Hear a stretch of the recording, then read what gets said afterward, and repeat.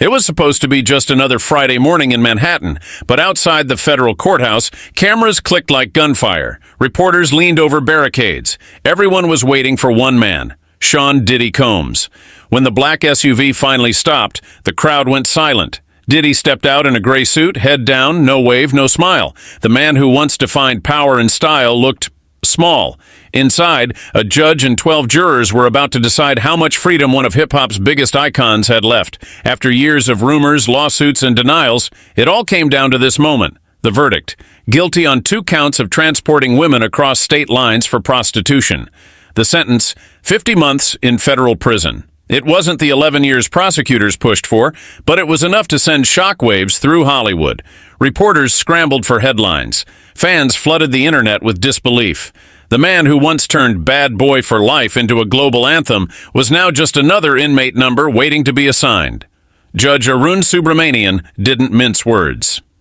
This sentence, he said, is meant to send a message to abusers and victims alike that fame does not erase accountability. One line and the courtroom froze. Even Diddy didn't move. For decades, he'd been untouchable. The producer who discovered Biggie turned street hustle into billion-dollar branding and made luxury look effortless. From Bad Boy Records to Ciroc Vodka, he built an empire. But behind the polished image, the stories were darker. Whispered accounts of control, fear, and nights that crossed every line. When those whispers became court testimony, the illusion cracked. Witnesses described a man addicted to dominance, not music, and as the evidence piled up, even Diddy's most loyal defenders fell silent.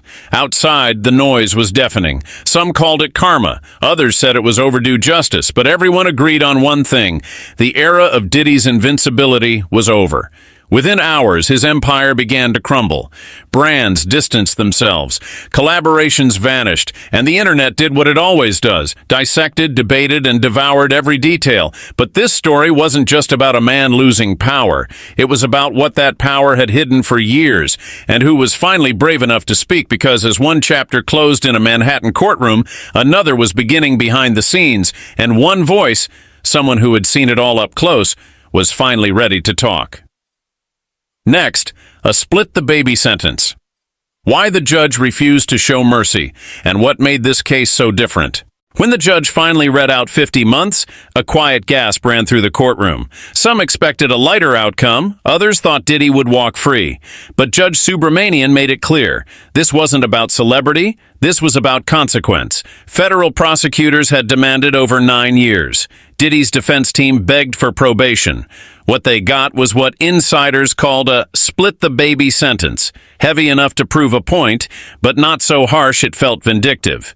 Still, for a man who once ruled the charts and controlled empires, 4 years behind bars is a lifetime, especially when your entire identity is built around being untouchable. According to People magazine, one prosecutor told the court he manipulated, coerced, and controlled, using money, fame, and fear as weapons. Those words echoed louder than any verdict. They painted a picture of a man whose power had become a prison long before he saw the inside of a cell. But here's what most people didn't see: the tension behind closed doors in those final hours before sentencing. Sources close to the defense described a shaken Diddy, pacing in silence, refusing food, avoiding eye contact even with his legal team. Gone was the confidence that had once lit up every stage, every boardroom, every music video. When the judge said, "I've seen the videos, I've read the statements," you could feel the energy in the room shift. Those few words confirmed what so many suspected, that the court had witnessed evidence too graphic, too damning to ignore. And then came the moment that silenced even Diddy's most loyal supporters. The judge spoke of accountability, of power abused behind closed doors, of the people who finally came forward, risking everything. As the sentence was read, Diddy didn't flinch. No tears, no emotion, just stillness. The kind that follows a man realizing the game is over. Outside, a sea of reporters surrounded the courthouse. TMZ cameras rolled. Fans shouted questions that would never be answered. Someone yelled, "Do you regret it?" But Diddy kept walking, head down, surrounded by security and silence. Behind him, the judge's final words hung in the air. "You built an empire on influence. Now you'll rebuild your soul on truth." It was poetic, brutal, final. Within minutes, social media erupted. Some called it justice. Others said the sentence was too light. Hashtags like Chennai's Diddy verdict and Hollywood cleanup began trending across Twitter and TikTok. But as the internet debated, one voice was already rising above the noise. A voice that had warned everyone long before the cameras showed up. When the news of Diddy's 50-month sentence broke, most people were stunned.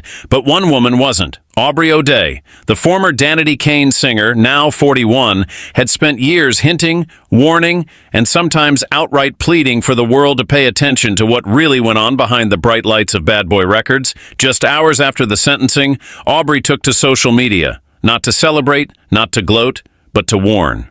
Her post wasn't angry. It was haunting.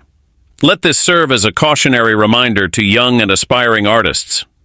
The true warning is not that a jury may doubt your testimony, but that the people in power will always try to own your silence. It wasn't just a statement. It was a scar written in words.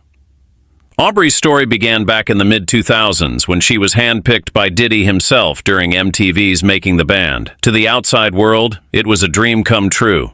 The big break every aspiring artist prayed for. But behind the cameras, she says, was a world that twisted dreams into control. She had lived through it. The manipulation, the fear, the pressure to be perfect while staying obedient.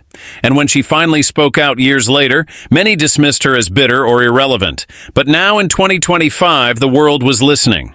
Her words went viral overnight. Young artists, influencers, even industry veterans began reposting her message.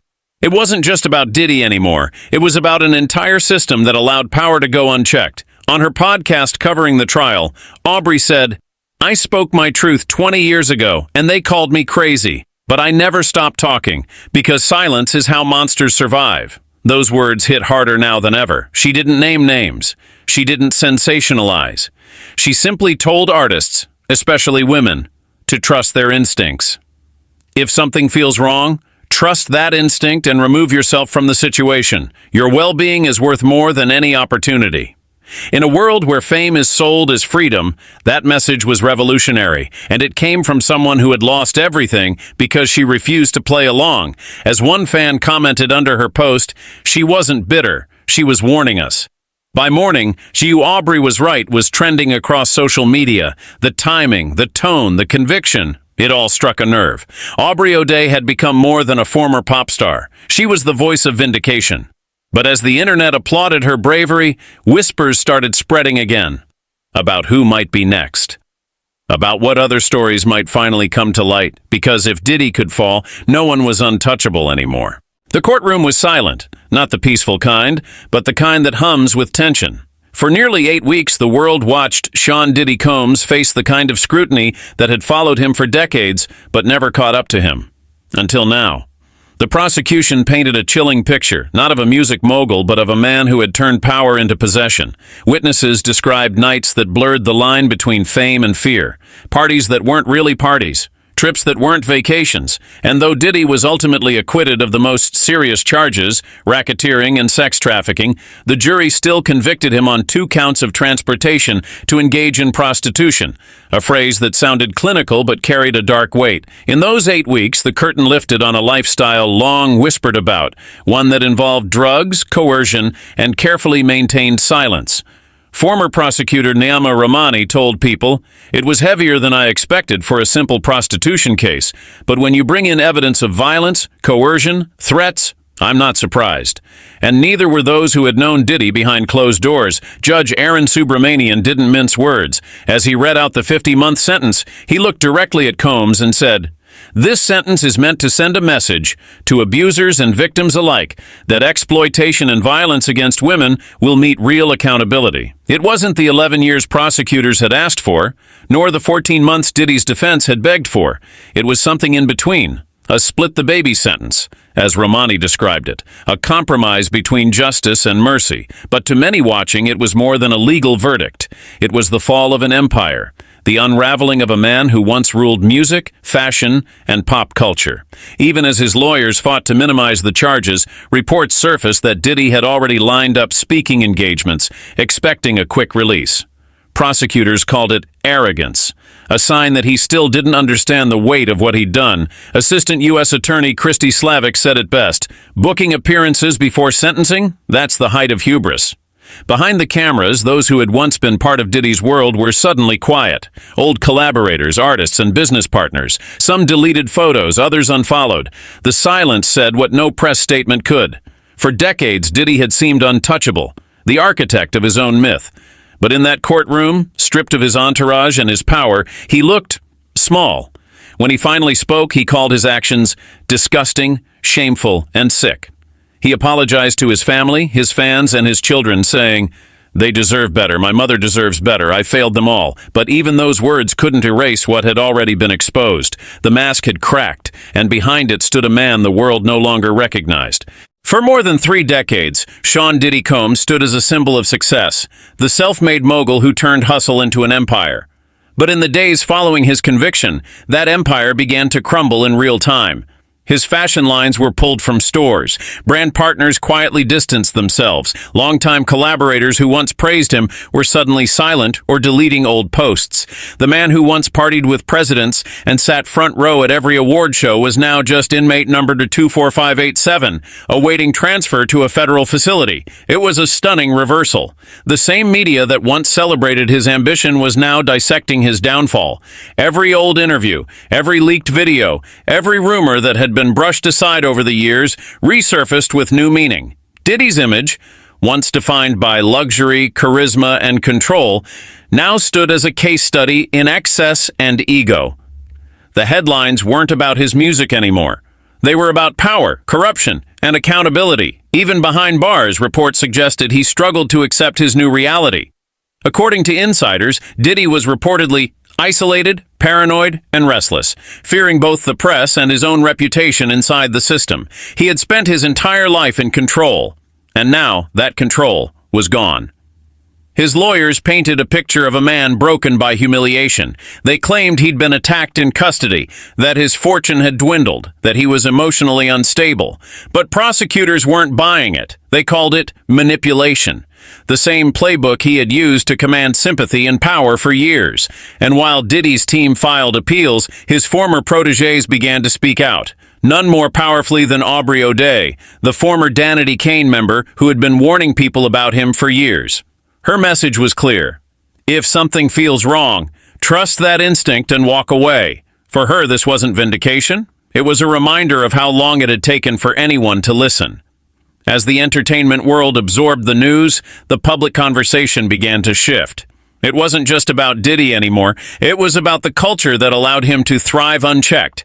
The industry that rewarded charisma while ignoring cruelty.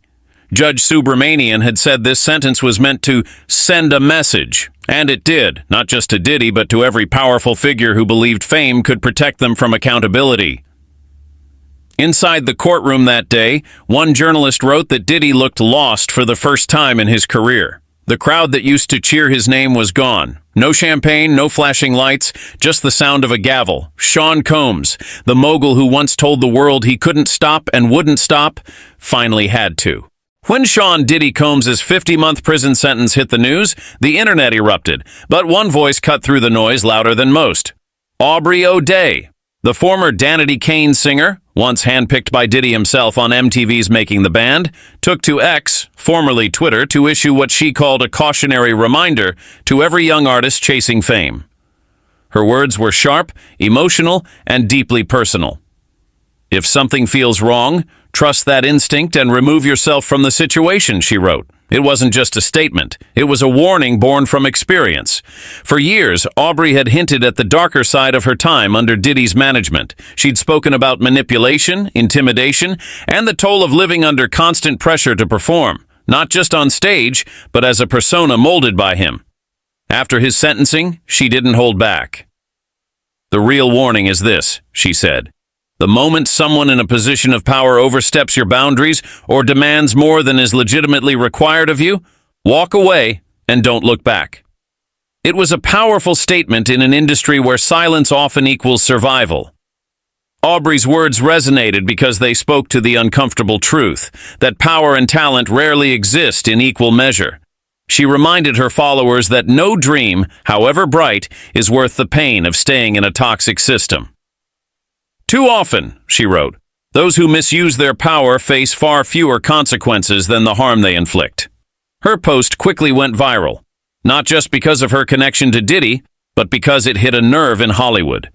The entertainment industry has long glamorized mentorship and power dynamics, often masking abuse behind fame, contracts, and opportunity.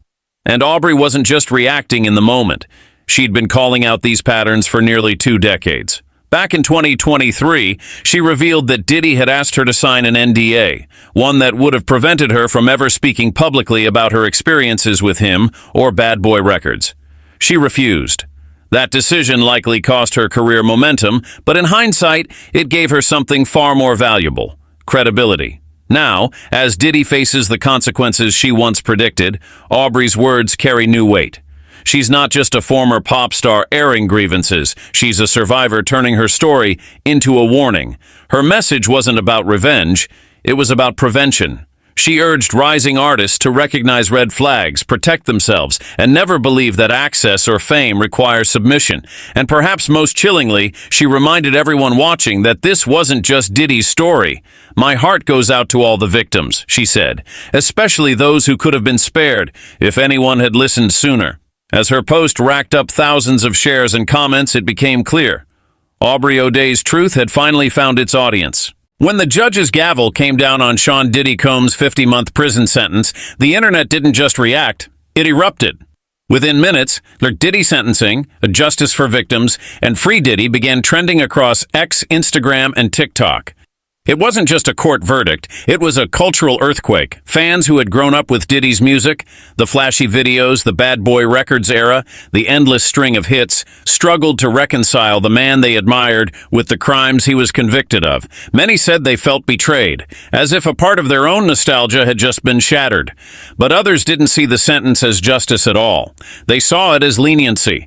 Comment sections flooded with questions like, how does someone accused of this much get only 4 years? And if he wasn't a celebrity, would the outcome be the same? It was clear that Diddy's fall had become more than just another celebrity scandal. It had become a mirror for society's double standards, where fame, wealth, and charisma often blur the lines of accountability. On TikTok, creators broke down courtroom footage, dissected witness statements, and revisited old interviews that, in hindsight, looked unsettling. Some resurfaced clips from Making the Band, where Diddy was seen yelling at contestants or humiliating them for mistakes. Moments once seen as tough love that now appeared toxic. Meanwhile, Diddy's loyal fan base came to his defense. Many argued that the media was exaggerating, that he had been a target for years. Others blamed a cancel culture machine determined to destroy powerful black men in entertainment. The debate got so heated that even other celebrities began to weigh in. Some former collaborators posted cryptic messages about karma and truth always coming out. Others, like rapper 50 Cent, who has a long public rivalry with Diddy, wasted no time trolling the situation, posting memes and clips with captions like, "Told y'all he wasn't built for this." But beneath the noise and online chaos, there was also something deeper, a cultural reckoning. For years, whispers about Diddy's behind-the-scenes behavior had circulated in the industry. But now, with real convictions and testimonies, those whispers were echoing louder than ever. Journalists described it as a Me Too aftershock, another reminder that power, when unchecked, always finds a way to rot from within. Public opinion didn't settle neatly into sides. Some people still clung to Diddy's legacy as a music pioneer, while others saw him only as the man behind the headlines. But one thing was certain, his reputation was gone. Every brand deal, every old award show clip, every nostalgic playlist now came with an asterisk, a reminder that no amount of success can outrun accountability forever. As one Reddit user summed it up on our pop culture chat, Diddy's story isn't about fame or downfall. It's about what happens when the world finally stops looking away. And just like that, the legend of Can't Stop, Won't Stop finally met its end. When the dust settled after Sean Diddy Combs' sentencing, Hollywood found itself staring at a massive cultural void. For decades, Diddy wasn't just another rapper or producer. He was the industry's pulse. His influence touched everything from fashion and film to nightlife and philanthropy. Now, with him behind bars, the entertainment world faced a haunting question. What happens to a legacy when its architect falls? The answer wasn't simple. In the weeks following the verdict, Diddy's empire began to crumble piece by piece. His partnership with Ciroc Vodka, once the crown jewel of his business portfolio, was quietly suspended. Revolt TV, the music and culture network he founded, released a statement distancing itself from him, promising a new direction focused on transparency and community rebuilding. The financial fallout was swift and brutal.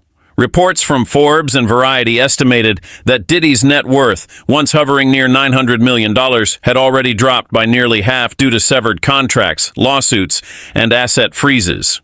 His once iconic mansions in Los Angeles and Miami became ghost symbols of a life that had spiraled from luxury to litigation, but beyond the money and headlines, the emotional toll was evident too. Friends and insiders described Diddy as isolated and reflective in the days before his incarceration.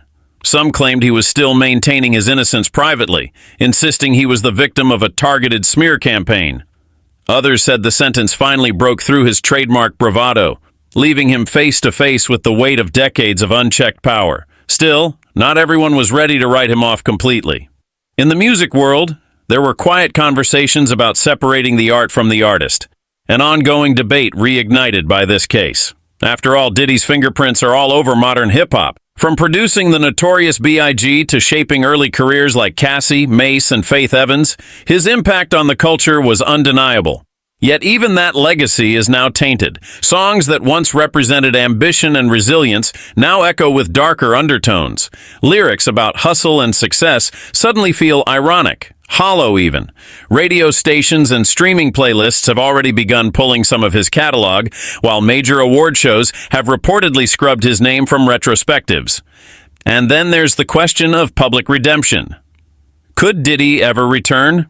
Some crisis managers say it's possible if he expresses genuine remorse, dedicates himself to social reform, and keeps a low profile. Others believe the damage is too deep, that he has crossed a line from which there's no coming back. For now, his future remains uncertain. His legal team has hinted at a possible appeal, though experts say overturning the verdict is unlikely. In one of his last public statements before prison, Diddy said quietly to reporters, "I've always believed in second chances. I just hope the world believes in them too. Whether that hope becomes reality, only time will tell." For years, Aubrey O'Day's name was whispered in the same breath as Diddy's, not as a collaborator but as a warning. She had been part of Danity Kane, the girl group Diddy created and controlled through making the band. To the world, it looked like he was building dreams. But to those inside, Aubrey claimed, it felt more like being trapped in someone else's empire. When Diddy's sentencing hit the news, many expected silence from his former protégés. But not Aubrey. Within hours, she posted a cryptic message on X, "God doesn't sleep." The post exploded online. Fans and reporters flooded her mentions, demanding to know what she meant. Then, just a day later, she sat down for a tell-all interview that would go viral worldwide. Her words were calm, but every sentence carried years of pent-up fire. "This isn't about revenge," she said. "It's about truth finally catching up." Aubrey described what it was like working under Diddy. The fear, the pressure, the psychological games. She spoke of being made to feel disposable and of the power imbalance that haunted every decision. She didn't accuse him of new crimes, but she painted a picture of a man who believed he was untouchable. The internet erupted. Clips from her interview flooded TikTok and YouTube, sparking a new wave of conversations about control, fame, and manipulation in the music industry. Some called her brave. Others accused her of opportunism. But for the first time in years, Aubrey had the world's attention, and she wasn't backing down. "People warned me not to speak," she continued, "but if we all stay quiet, nothing changes." Diddy's story isn't just his, it's a mirror of what fame can do to people who think they own the system. As her words spread, fans revisited old Making the Band clips. Moments once seen as drama now looked like red flags. The tense boardroom meetings, the shouting, the tears, suddenly it all felt different.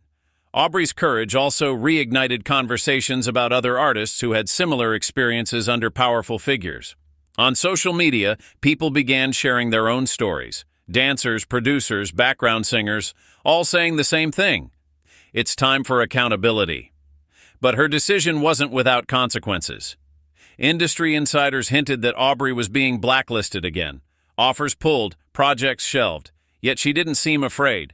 In a later post, she wrote, "If telling the truth costs me everything, I'll still pay that price." Her stance turned her from a forgotten pop figure into a symbol of resistance, someone standing tall in the aftermath of a fallen empire. And as the internet buzzed around her every word, one question lingered in the air. Was this the final chapter of Diddy's downfall? Or just the beginning of a reckoning far bigger than him? The fall of Sean Diddy Combs isn't just the collapse of one man's empire. It's a reckoning for the entire entertainment industry. For decades, Diddy embodied the dream of power, a kid from Harlem who rose to become one of the most influential figures in music, fashion, and culture. But now that image lies in ruins, and with it, the illusion that fame could protect anyone from consequence. In Hollywood and the music world, whispers are turning into uncomfortable questions. How many other powerful figures built their empires on silence, fear, and control? How many artists were buried beneath contracts, NDAs, and intimidation? The Diddy case has forced executives, labels, and producers to look at a mirror they've long avoided. It's not just about what Diddy did, it's about what the system allowed him to do for so long. The parties, the stories, the rumors. Everyone heard them, but no one wanted to believe them. Power, after all, has a way of making people look away. Now the industry can't. The honest accountability movement that began years ago with film producers and Hollywood elites has come roaring back into the music world. And this time, fans are leading it. On TikTok and X, millions are demanding transparency. Old footage of celebrity interactions, interviews, and music videos are being dissected like evidence in a public trial. The internet has become the new courtroom of culture. And while Diddy sits behind bars, the message reverberates. The game has changed. Artists are no longer afraid to speak. Contracts are being questioned. Networks that once turned a blind eye are quietly distancing themselves. But not everyone sees this as justice. Some believe this moment is only a fraction of what needs to come.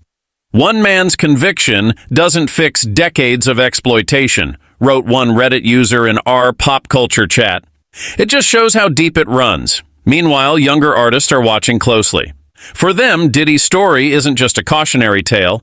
It's a blueprint of what not to become. It's proof that the same fame that elevates can also consume. That unchecked power always finds its breaking point. As one Hollywood producer anonymously told Variety, "It's not the end of an era. It's the start of an awakening." The fall of Diddy marks a shift in the entertainment landscape, one where reputation, wealth, and legacy are no longer shields. And while Hollywood tries to move forward, one truth remains impossible to ignore. The empire that once shaped a generation now stands as a warning. Because if someone as untouchable as Diddy can fall, then maybe, just maybe, no one in Hollywood truly stands above accountability. In the end, every empire tells two stories, the one written in gold and the one written in silence. For Sean Diddy Combs, both stories collided. The lights, the awards, the power, they once defined him. But now they stand as ghosts of a man who flew too close to the sun. For years, he was the symbol of ambition, the man who made it from Harlem to global royalty. But behind that legend, another story grew, one of control, pain, and victims left in the shadows. When the verdict came down, it wasn't just a sentence, it was an echo of every voice that was ignored, every boundary crossed, every artist who whispered, "This doesn't feel right." Aubrey O'Day's warning to young artists cuts through the noise. If something feels wrong, trust that instinct, walk away. Her words, not just advice, but survival. Because this isn't just the fall of a superstar, it's the unmasking of a culture that too often trades silence for opportunity. For decades, fame was the armor, money was the weapon, and power was the excuse. Now the curtain has fallen, and in that silence, the world is finally listening. Not to the music, not to the myth, but to the truth. For the victims, justice is never enough to erase what was taken. But maybe this moment begins to rewrite the rules of what power means in Hollywood. Maybe for the first time, young artists will believe they don't have to choose between their dreams and their dignity. Because behind every downfall, there's a lesson waiting to rise. And for Diddy, for the industry he once ruled, the lesson is clear. The world is done worshiping power. Now, it demands accountability. This isn't just the end of Diddy's story, it's the beginning of a new one, where truth finally has the mic.